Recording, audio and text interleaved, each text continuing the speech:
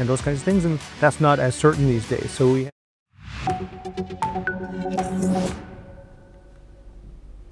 Hello and welcome. I'm Suma Katauka and you're watching the World Report on NewsX World. Let's take a look at the top headlines of this hour.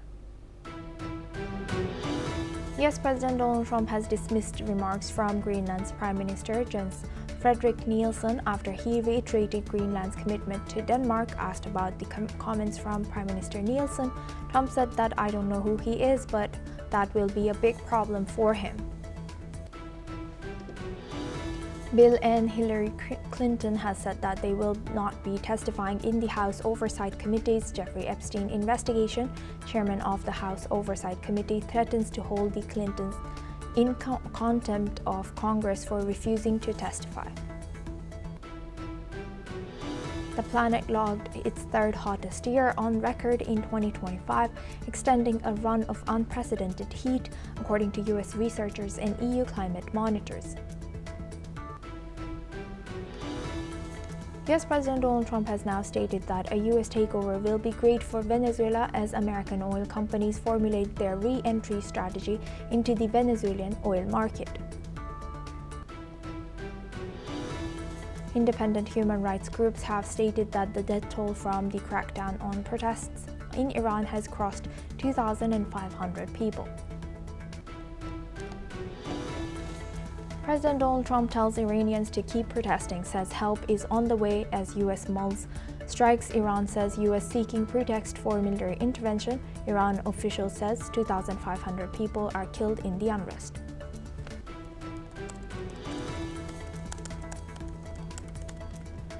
Trump says day of reckoning and retribution coming to Minnesota, where 37-year-old Renee Nicole Good was killed by an ICE agent as protests continue in Minneapolis.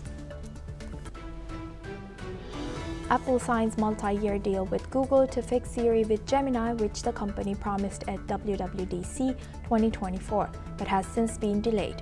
Apple had promised 3 big upgrades to Siri to take it on par with rivals like Gemini and ChatGPT.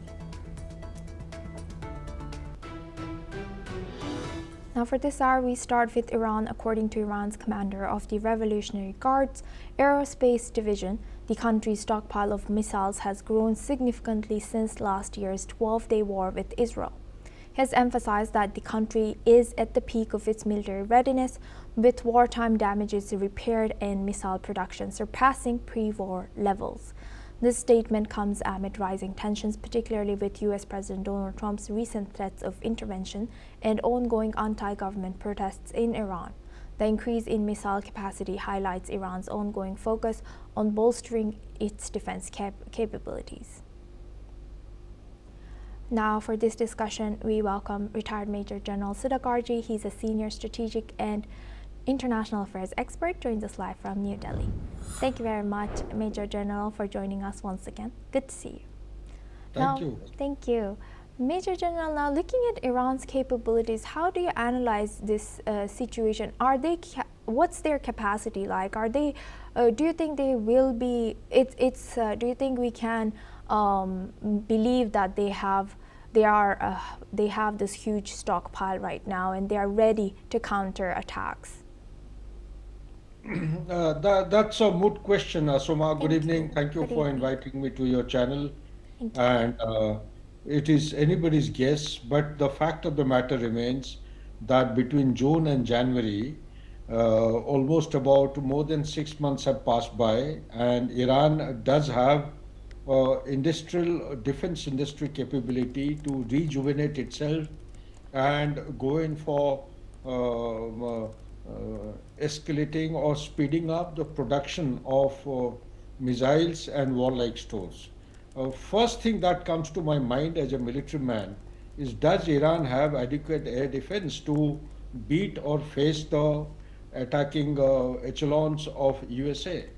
Because if you look at air resources or the resources of USA that have been mobilized, this is perhaps for the first time such loud threatening calls are being given by USA to carry out regime change and prohibit or stop Iran from going nuclear and whatever, and also bring in the Reza Pahlavi, who's exiled son of Shah, the eldest son, who's in USA, to bring him into Iran. But going by a very serious fact check, what actually emerges, Asoma, is that Yes. Iran has, yes, been able to consolidate, but that consolidation may not be good enough and big enough to face the challenges of USA.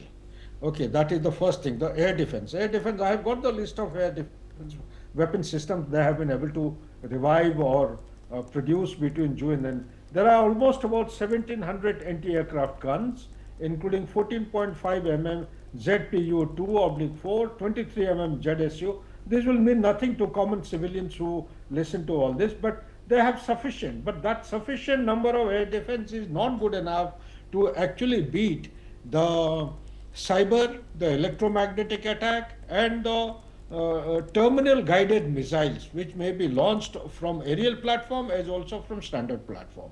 Now, having said that, Iran has got a huge arsenal of missiles, starting from say surface to air missiles, surface to surface. They have tactical, medium range, and long range missiles going right up to Israel and the coast of Mediterranean, and maybe up to Turkey.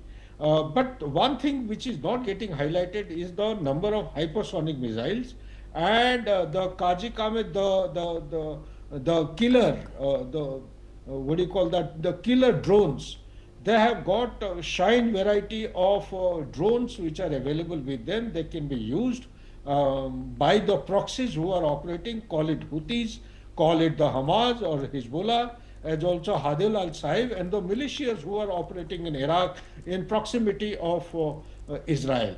But the most important out of all this is that America, as on today, they have not mobilized a single aircraft carrier. Whenever they go to launch any attack on against any nation and leave alone the regime change, at least one aircraft carrier should be standby. The aircraft carrier which was there near the Bahrain headquarters has got sidestepped to Caribbean waters for the operations which were launched against Venezuela.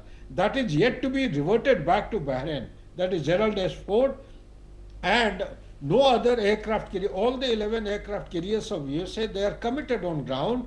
They have not left their docks or the bases wherever they are deployed. So in absence of an aircraft carrier, I have my doubts whether they are serious about the attack against Iran. Although the report suggests that there are huge aerial resources which have been mobilized to Europe and Middle East, etc. Number two, there are minimum 19 bases of America which are there in Middle East. All the 19 bases are within the target range of Iran. They have been some of them have been targeted in the past, and this time I also suspect that they will be able to neutralize, if not all, the majority of these bases where the American soldiers are deployed, as also the warlike stores, including the aerial assets. Third and most important thing is the effectiveness of the defensive measure of the US forces which are deployed, namely the Patriot missiles. Whether the Patriot missiles will be effective or not, take your mind back to 2019 against the Aramco, and the Houthis had actually carried out attack against the Saudi Arabia oil refinery, and they had managed to penetrate through the air defense ecosystem which had been deployed and target and hit the targets they had selected initially. So therefore, it is going to be a very difficult thing as per the ground resources seen and visible as per the satellite images as of today from America, until unless the number of aircraft, the aircraft carriers, the frigates, they come in. And last but not the least, that the Strait of Hormuz is a very important landmark which is dominated by Iran and its IRGC as also conventional forces.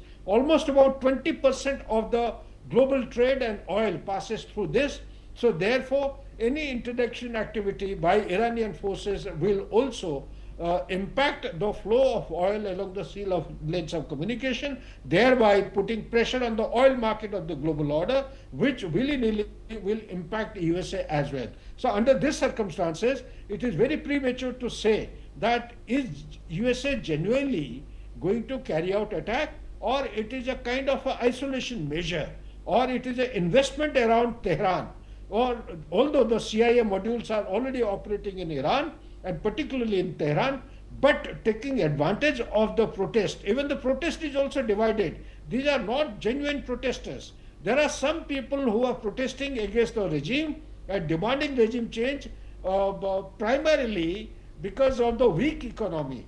And some of them are being provoked and instigated by the CIA modules and the Mossad module to carry on with this thing, so that when the time comes, maybe 5 or 6 weeks from now, when the resources of American armed forces are mobilized and they invest around in the proximity of Iran from all sides, only then perhaps we may anticipate some kind of an attack, unless he is planning to do something like operation which hijacked Maduro from his bedroom and his wife and took him out. But my gut feeling is that the supreme leader of Iran, he is under excessive pressure. He may be exiting Iran anytime soon, maybe Moscow, maybe any other country, and therefore it may be almost in the proximity or close to a situation wherein America will have a field day, will have a field run right up to Tehran and carry out the regime change anytime soon than that we expect. Back to you, Asuma. Thank you very much, Major General Sudhakarji, for sharing that. Please stay with us as we come back to you for our next discussion as well.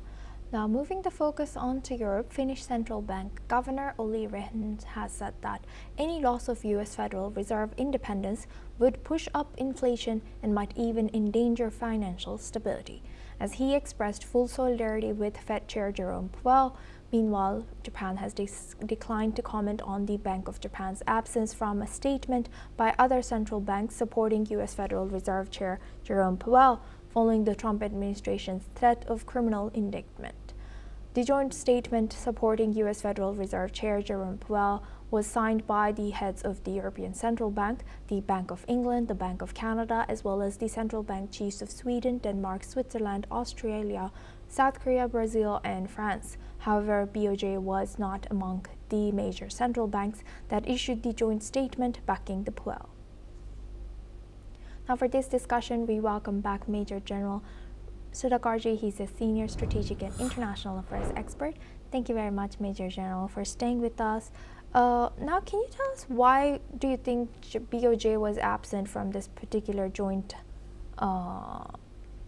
statement, and what is the effect of this joint statement that's highlighted in this news now?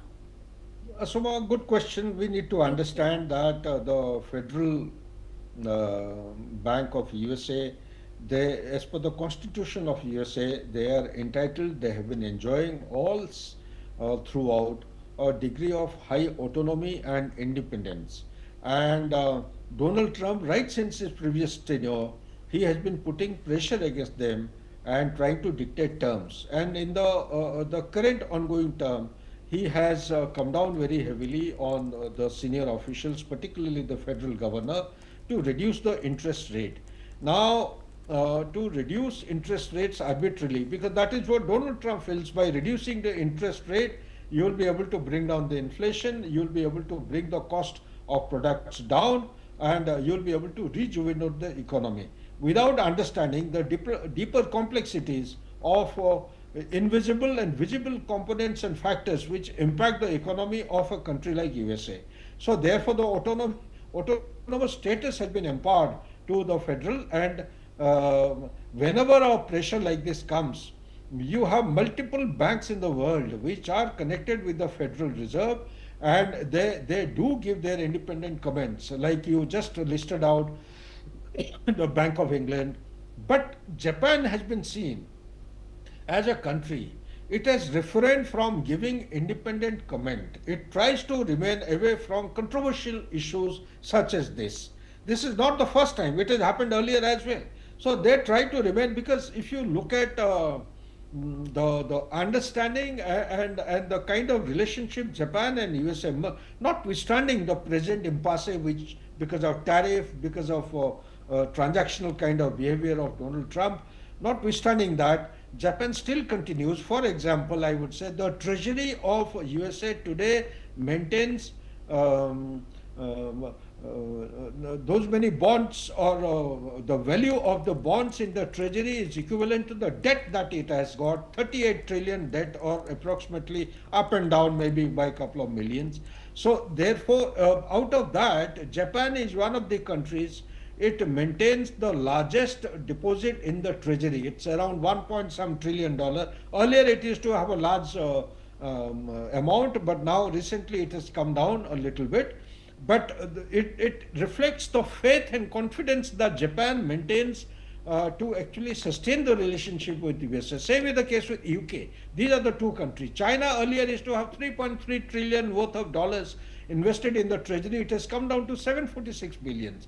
India is just about 232 billion. So what I'm trying to say is Japan is trying to walk the tightrope, trying to balance out by adopting or neutral, or abstaining or refraining from giving any comment which may add on or compound the complexity, and also raise tension in the internal administration of USA, and put pressure on the president and the presidential secretariat, and also bring about a conflict between the Federal Reserve and the president.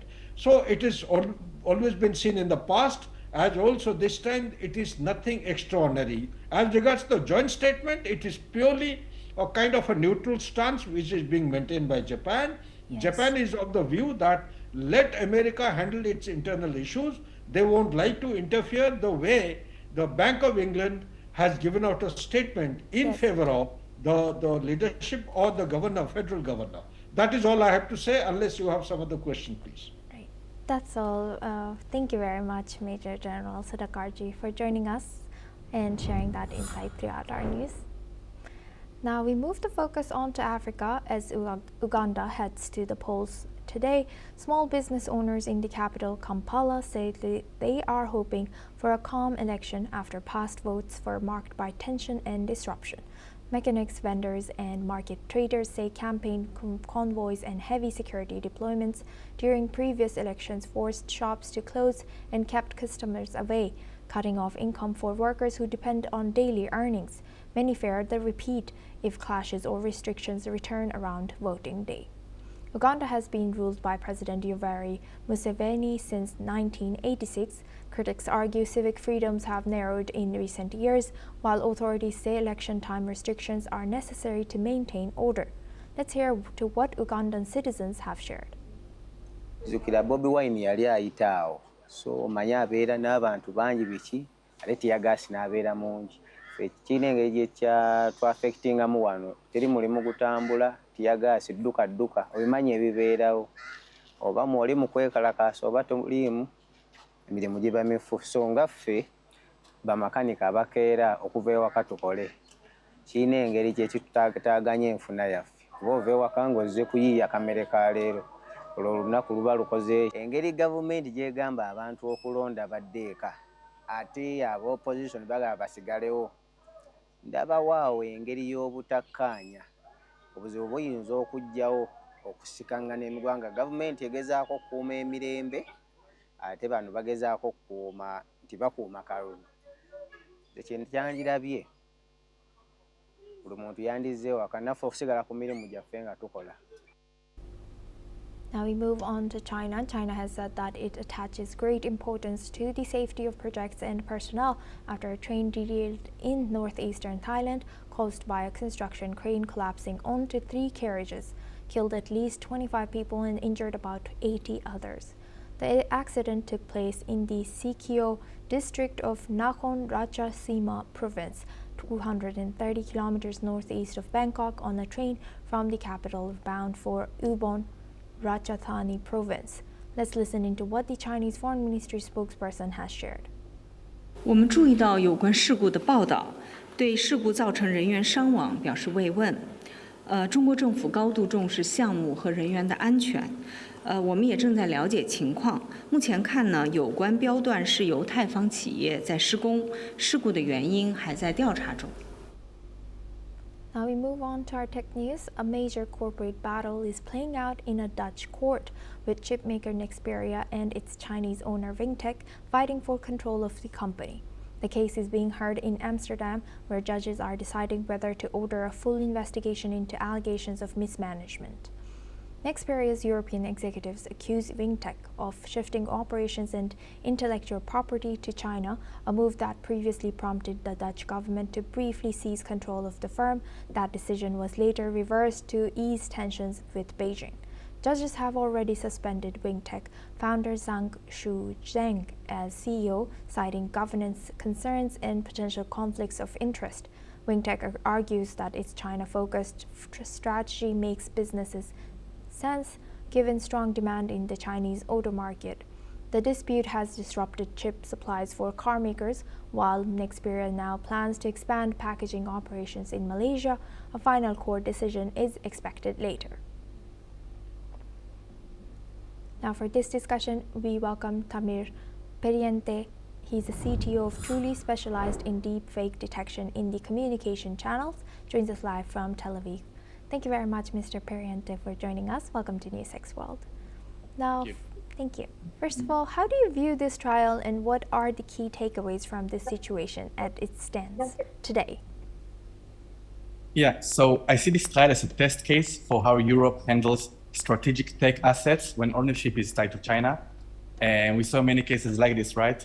And the takeaway, I think, in my opinion, today is that this is less about one CEO and more about governments, control, and national security concerns. And the uncertainty is already spilling into operations. So the other takeaways are even more basic. Semiconductors matter. And when the government breaks down, automotive and industrial supply chain feel it fast, as we saw with Nexperia. And can Wingtech actually separate its China facilities following the nationalization of the company in the Netherlands? How would this impact the supply of Nexperia semiconductors? So first of all, they can try, but the clean separation is hard because the supply chain was built to work across Europe and China. Wafer sourcing, packaging, qualification, everything is linked, right? In the short term, separation means more disruption risk and slower recovery, especially for auto, where any change needs a real qualification for the whole process. But long term, I think you might end up with two parallel supply chains, which is more resilient, but also more expensive because more of the China pipelines would have to be duplicated into the Europe. Thank you very much, Mr. Pariente, for sharing that. Please stay with us as we come back to you for our next discussion as well. Now, moving the focus on to Taiwan, Taiwan's prosecutors have issued an arrest warrant for the chief executive of Chinese smartphone maker OnePlus, alleging his involvement in illegal business operations and recruitment in Taiwan. According to the Shilin District Prosecutor's Office, 2 Taiwanese citizens have been indicted for helping OnePlus CEO Pete Lau operate without approval and recruit more than 70 employees on the island. Authorities say the staff were hired to work on smartphone software, research development, and testing. The case falls under Taiwan's laws governing relations with China. OnePlus, based in Shenzhen, is a sub-brand of Oppo, which has not commented. Taiwan says its tech sector has become a target for Chinese talent poaching, raising concerns about technology leaks and national security. Now for this discussion, we welcome back Mr. Tamir Periente. He's a CTO of Truly Specialized in Deep Fake Detection in the Communication Channels. Thank you very much, Mr. Periente, for staying with us. Now, looking at this, Taiwan is cracking down on the poaching of tech talent by Chinese companies. Would such arrest be a plausible deterrent? Hello, yeah, thank you. And yes, it can scare companies because it tells them Taiwan is not only warning you, it might arrest top leaders if it thinks you broke the rules. But it won't stop everything because some companies may still try to hire people through hidden or indirect ways. And for Taiwan, what else could they possibly do to resist the pull of Chinese companies snatching up all their top tech talent? So first, they can make enforcement stronger, find and shut down front companies and secretly recruit engineers. Second, they can make it easier for engineers to stay. Better salaries, better projects, and more government support for R&D. And third, they can protect trade secrets, like first investigations and tougher punishments if someone steals technology. Great. Thank you for highlighting that and joining us, Mr. Pariente. That is all for our discussion. That's all we have time for. Keep watching NewsX World for more news updates from around the world.